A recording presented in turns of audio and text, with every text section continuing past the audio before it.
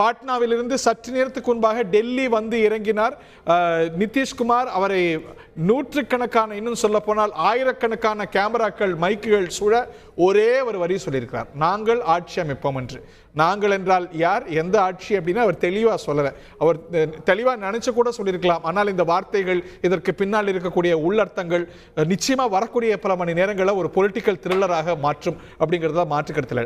ஆட்சி அமைப்போம், இவ்வளவுதான் அவர் சொன்ன ஒரே ஒரு வரி, நாங்கள் ஆட்சி அமைப்போம். அந்த நாங்கள் யார் அப்படின்னு விளக்கம் அப்படின்னா திரு எஸ்.ஆர். சேகர் நாங்கள் என்றால் என்டிஏ தானே அப்படின்னு சொல்லுவார். அவர் என்டிஏ கூட்டத்தில் தான் இன்னைக்கு மாலை கலந்துக்கிறார். இந்த மாலைக்குள்ள ஏதாவது மாறப்போகுதா? ஏன்னா நடுவில் வந்து பக்கத்தில் காணுங்கிற மாதிரி நடுவில் பக்கத்தில் தேஜஸ்வி யாதவோடு ஃப்ளைட்டில் அவர் அமர்ந்து வந்தார் என்பது குறிப்பிடத்தக்கது. திரு Kotteeswaran, do you read something into it? Sir, அதாவது இந்த கடந்த சுற்றுல வந்து நீங்கள் பேசும்போது ஐயா உபைதுல்லாவையும் எஸ்.ஆர். சேகரையும் நினைவு